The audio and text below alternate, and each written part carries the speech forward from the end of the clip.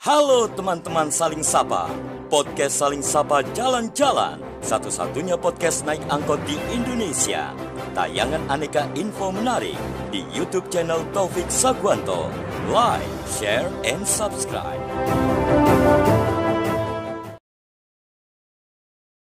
Independen tunjung tansah kelingan semu lagu-lagu naku batu darling I'm nothing without you.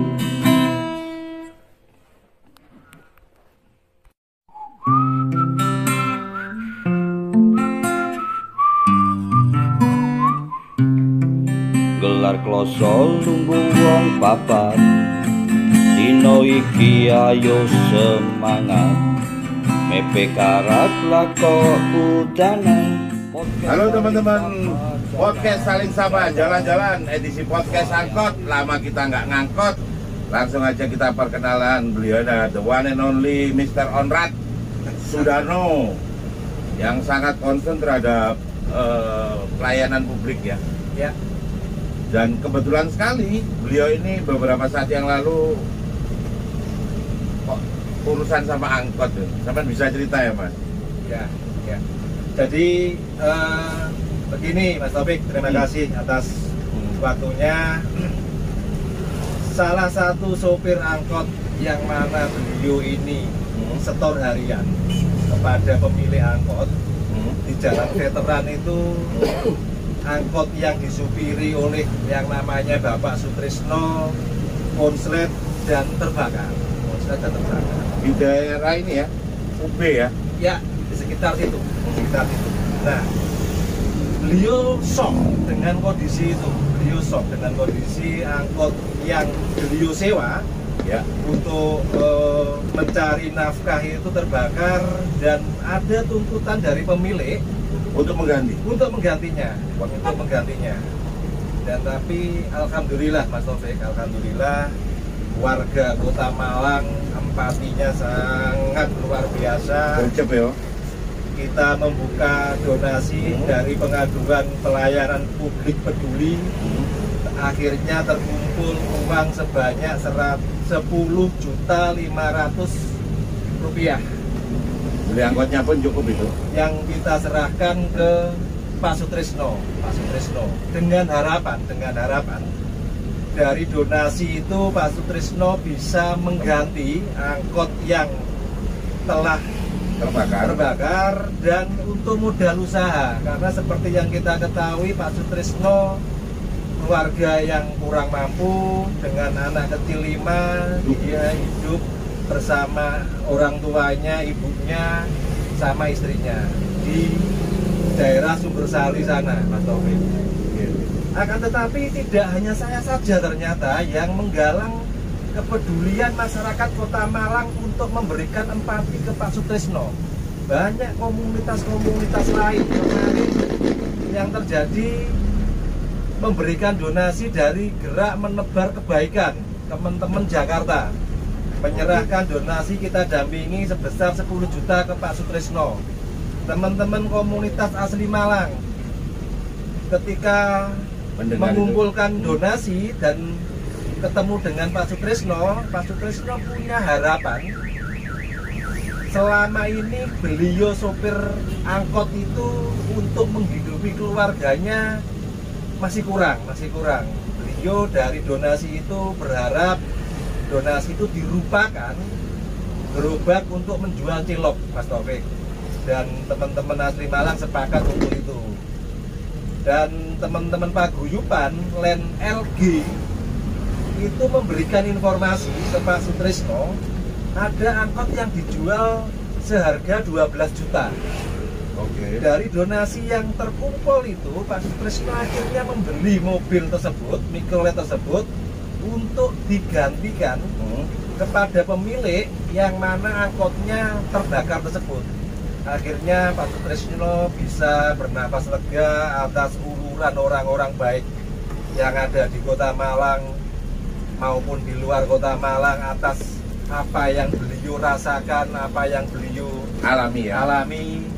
Bahkan dari tetangga awal-awal mikrolet itu terbakar, Pak Sutrisno shock, frustasi dan hampir bunuh diri, Mas Taufik. Ya karena emang Kondisinya yang ya beban buat beliau itu ya buat saya nggak kecil ya masalah itu ya. Ya. Ya mungkin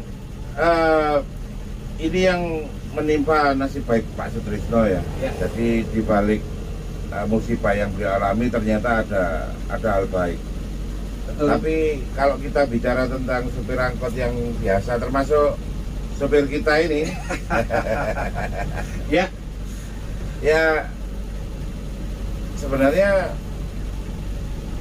ada nggak sih semacam apa ya? Semacam Solusi? bukan maksudnya semacam kayak asuransi atau apa mengcover minimal, karena mereka kan di jalan loh. Ya. Mereka beresiko kecelakaan lebih tinggi daripada orang yang mungkin kerja di kantoran. Betul. Itu pernah dengar nggak sih ada cover gitu dari teman-teman Organda menyarankan dan mendorong itu, Mas Taufik, ya agar kendaraan maupun orangnya itu diproteksi oleh asuransi. Tetapi seperti Mas Taufik lihat sendiri, bagaimana sih kehidupan dan pendapatan teman-teman yang bergerak di angkot, dalam hal ini mikrolet di Kota Malang. Era perkembangan zaman dengan banyaknya transportasi online, ojol dan lain sebagainya, ini menggerus keberadaan angkutan massal yang ada di beberapa daerah, terutama di Kota Malang ini. Sehingga jangankan untuk membayar covernya asuransi, untuk kehidupan sendiri aja beliau sangat kekurangan, Mas Taufik. Berat aja asuransi, hasilnya mana asuransi Cak ya? Asuransi mobil tok men. Oh, asuransi mobil aja. Itu pun berat ya, nyicil aja. Apa bayar iuran Ya wis gak bayar pisan. Oh, udah gak bayar berapa tahun? Sampai nggak bisa bayar? Gak bayar ya ono 4 tahun ya. Udah 4 tahun ini. Betul. Ya ini langsung kebetulan Testimoni langsung dari sopir angkot. Ya podcast saling tambah jalan-jalan. Sudah 4 tahun dia nggak bisa, maksudnya istilahnya dalam tanda kutip membayar preminya, dan ini kan sudah berbahaya ketika terjadi seperti Pak Sutrisno lainnya kan, dan akhirnya berbahaya. Iya, kalau Pak Sutrisno mungkin pas momennya pas, mungkin baru pertama kali, atau mungkin memang karena blow up media bagus sehingga langsung gercep orang bantu. Tapi kalau ini sering terjadi lama-lama ya susah juga gitu loh. Ya. Kan kita cari apa ya, cari hal yang terburuk gitu. betul Mas Taufik. Ya. Dan kayak kita tadi ngobrol gitu, bahwa sebenarnya angkot itu ketika kebijakan atau para pemangku kebijakan itu sebenarnya mau sedikit kreatif, sebenarnya angkot itu sangat bisa kok mau difungsikan. Dan beliau juga tadi sepakat, kita anggaplah, katakanlah Pak Sutrisno bukan pertama dan terakhir. Saya yakin dengan kondisi seperti sekarang, di mana angkot sudah tidak terawat, kurangnya pelanggan yang menggunakan jasa angkot, kemungkinan terjadi seperti yang dialami Pak Sutrisno, kemungkinan ada dong. Sangat mungkin Karena tidak mau rawat mobil juga biayanya yang ekstra tinggi. Iya betul. Kalau mau beneran nggak imbang sih ya. Ada nggak sih solusi yang sekiranya ketika kebijakan itu hanya sedikit maunya menggeser masuk sekolah pulang sekolah, atau menggeser umpamanya anak sekolah sebisa mungkin menggunakan fasilitas umum, bagian dari pembelajaran menggunakan fasilitas angkutan massal. Memungkinkan nggak sih kalau negara membuat keputusan itu, atau para pemangku kebijakan mengambil keputusan itu?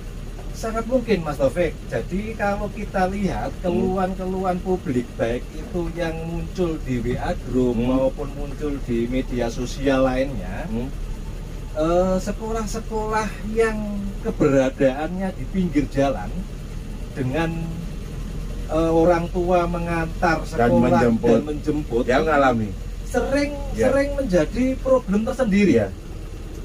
Semisal di Jalan Bandung itu ya, yang aku sekolah tiga-tiganya di Jalan Bandung. Ya, bagaimana fenomena ini harus dipecahkan Ya. ketika lahan ini sudah tidak mampu menampung, harus ada alternatif solusi. Seperti yang kita ketahui, penerimaan siswa baru itu menerapkan sistem zonasi. Artinya keberadaan orang tua dan siswa ini kan sudah terpetakan. Ya, relatif nggak jauh. Ya, relatif tidak jauh, sehingga orang tua ini Mengcover anak berangkat pulang sekolah dengan angkot memungkinkan. sangat memungkinkan. Wah, keren ini. Keren Sehingga pada jam-jam tertentu mungkin Jam berangkat atau pulang sekolah angkot ini tidak harus dia itu jalan di trayeknya. Wah, ini keren. Tidak itu.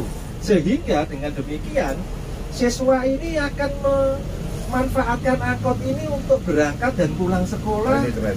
Sehingga kredit lalu lintas yang selama ini dikeluhkan oleh masyarakat Kota Malang terutama ini bisa terjawab di situ. Nggak harus pindahkan sekolahnya ya. Tidak harus memindahkan. Karena sekolahnya itu investasinya juga nggak kecil. Ya. Pernah kan aku dengar Pak Wali ngomong gimana kalau ini dipindah aja gitu. Dari sama enak aja. Lagi kopi cedek iso selisih berapa kilo kalau dipindah ke dekat apa istilahnya Islamic Center. Ya ini buat aku keren ini. Hanya sekedar men-switch trayeknya angkot. Jadi nggak kaku kayak sekarang. Betul. Itu iso nggak masuk akal aja. Jadi wong oleh MK, oleh nang kini, nang sekolahan ini, nang sekolahan itu masuk aja.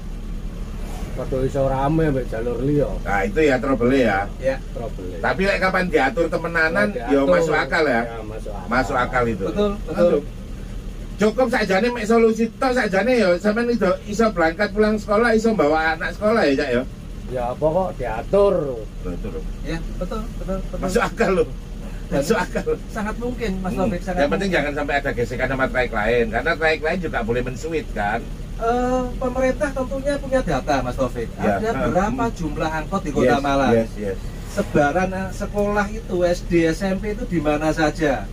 Terus ini nanti kawasan MK semisal di mana? Dia mengcover daerah mana? Di apa namanya berarti sistem iki ya Cak yo apa halte Cak yo sampai ngumpul di mana pas berangkat sekolah Cak yo ada sistem halte. Betul. Jadi nggak harus angkot ke terminal gitu, langsung ada sistem halte pas berangkat sama pulang sekolah. Ya. Jadi dia lewat aja setiap sekolah gitu ya, keren juga sih sebenarnya. Nah inilah yang menurut saya inovasi ini Yang dibutuhkan. perlu kita dorong. Bagaimana transportasi massal ini Fungsi. sebelum gagasan wali kota membuat tram itu terwujud, ini bisa buat tram menjawab. ya? Oh, wali kota mau buat tram ya? Rencananya gitu, wacana yang berkembang gitu, Mas. Kayak Taufik. buat MFT segala kayaknya. Tentunya kan pasca COVID ini melandai, bagaimana menggerakkan perekonomian publik inilah yang penting. Ya, itu buat aku sih gini. Kayak kemarin aku ngobrol sama seorang birokrat ya. Jadi dia tahu banget.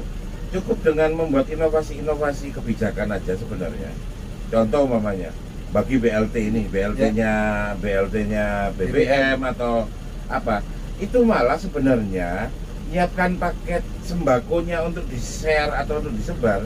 Itu malah nggak boleh beli ke pabrik atau beli ke supplier besar. Ya. Malah itu harus beli di Toko tetangga. iya tetangganya, terus dibungkus di share karena itu lebih real muternya katanya. Betul. Nah, terus lagi bicara tentang kebijakan publik ketika dimodifikasi, diinovasi sedikit aja itu berpengaruh banget. Contoh mamanya macet lagi ya, ketika ngomong macet, sebenarnya macet itu bisa diinovasi dengan kebijakan, yaitu dengan bagaimana jam orang tua berangkat kerja sama anak berangkat sekolah itu jangan terlalu jauh. Ya. Jadi orang tua itu nggak usah nganter anak terus balik lagi ke rumah, terus anak itu 5 meter lalu pagi berangkat sekolah, otomatis kan ibunya kalau nggak dari mie ke nugget nasi garam kan bikin nggak sehat kan malah ke anak. Sehingga kalau ada waktu sedikit, orang tua itu akan bisa ada kesempatan untuk masak, kemudian bahkan sampai jangka panjangnya anak itu akan apa ya, sempurna sarapannya gitu, nggak kayak sekarang. Aku ngerasain sih, anakku itu kalau nggak muter nugget, mie, dia muter-muter di situ aja yang paling simpel kan. Ya. Tapi kalau ada waktu sedikit, dia sekolah berangkat agak siang, bareng sama jamnya orang tua kerja, itu ya juga mengurangi kemacetan juga sih. Ya, makanya dalam konteks bagaimana transportasi massal ini untuk menjawab kemacetan di Kota Malang ini, bukan transportasi massal yang dimatikan ya. Ya, inilah yang perlu untuk ditata kembali, Ada peluang, ada potensi di sini. Ketika mobilitas anak pulang pergi sekolah inilah yang perlu untuk dipecahkan solusinya. Tatkala gagasan-gagasan untuk menjawab itu belum muncul. Inilah yang ada ini dimaksimalkan keberadaannya untuk melakukan itu, Mas Taufik. Kalau buat aku sih, ini kan sudah merupakan budaya angkutan umum itu sudah ada sih. Dan itu keren sih buat aku, karena ketika kita ngomong public transportation, kita nggak bisa nunjuk lain loh kecuali nunjuk angkot ini. Dan sekarang keberadaannya pun juga sudah diambang kematian lah ya. Mumpung ini belum musnah, mungkin bisa jadi dulu bajai ganti bemo ganti mobil kecil dulu, terus kemudian ke angkot ini bisa jadi itu kan cuma ganti mobil tapi idenya kan sama ya. Dan sekarang mungkin yang dibutuhkan adalah bagaimana idenya sama tapi tetap bisa eksis, kan butuh inovasi berarti. Betul. Inovasi kebijakan ya. Dan sampean melihat, tak balikin lagi sampean melihat nggak ada inovasi kebijakan selama ini pemerintah kota?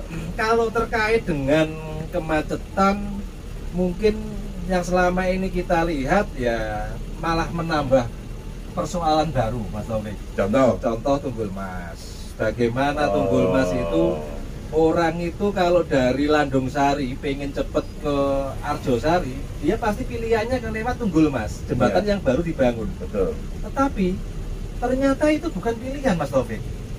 Malah salah pilih itu. Karena akan terbentur ketika sudah masuk Tunggul Wulung, itu jalannya semakin sempit dan krodit. Mendingan dia lewat Telogomas, Dinoyo, Suhat, itu malah lebih cepat dibandingkan dia harus jalan pintas melalui Tunggul Mas. Oh, jadi sebenarnya adanya Tunggul Mas itu aku pikir orang nggak usah lewat ke Dinoyo, Suhat, langsung gini aja Tunggul Wulung. Idealnya begitu, tetapi fakta di lapangan kreditnya luar biasa. Malah masalah ya? Untuk jalan yang di daerah Tunggul Wulung ya? Ya, di daerah Tunggul Wulung terus ke timur itu, Mas Taufik. Ini belum lagi wacana satu arah melalui Kayu Tangan. Tuh. Iya, terus. Jadi menurut sampean Kayu Tangan dibuat satu arah itu juga akan masalah? Pasti akan muncul titik-titik kemacetan baru yang akan muncul. Harapan kami sederhana, Mas Taufik. Kebijakan itu jangan sampai menimbulkan masalah baru, tetapi mampu menjawab masalah yang lama. Sehingga ini kan tidak kalau sekedar membuat kebijakan nggak menyelesaikan masalah yang lama tapi malah buat masalah baru, gampang kalau gitu aja. Makanya kan ini Mas Taufik, tidak sekedar memindahkan jalur, tetapi di jalur itu ada pergerakan ekonomi. Ya, yang aku ngarahnya ke situ sih. Memang agak ribet ya kalau membalikan kultur kita yang tadinya naik angkot terus kemudian pakai layanan online, terus kemudian suruh balik ke angkot. Tapi buat aku kalau itu sebuah kebijakan publik yang dimodifikasi, ya why not, nggak masalah itu sih sebenarnya. Betul. Mamanya anak kalau dia naik angkot dia akan dapat privilege dalam artian apa? Ya mamanya dia sudah dapat privilege, maksudnya kalau dia kamu berangkat sekolah pulang sekolah naik angkot, ya kamu dapat nilai atau apalah, penghargaan apa, itu buat aku lama-lama jadi kultur baru kok sebenarnya. Betul. Aku malah lebih seneng gini loh Mas, anakku tuh kayak zamanku dulu. Aku nganter ke sebuah halte dekat rumah, dia berangkat sekolah, nanti pas pulang juga gitu.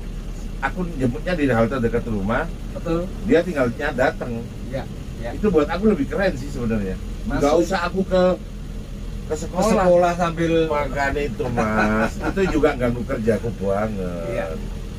Mungkin itu yang cukup ya. Jadi kita butuh modifikasi kebijakan untuk urusan angkot ya. Sepakat. Oke, mungkin kita ngomong lebih panjang lagi mengenai angkot dan segala hiruk pikuknya, dan butuh namanya modifikasi kebijakan untuk bagaimana angkot ini tidak serta-merta dengan gampangnya langsung diganti, diremajakan atau bahkan dimusnahkan. Tapi bagaimana membuat sebuah modifikasi kebijakan untuk supaya apa yang sudah ada dan menjadi hal baik kan, public transportation baik kan, itu tetap berjalan. Terima kasih Mas Darno. Sama-sama. Sudah support podcast Saling Sapa Jalan-Jalan.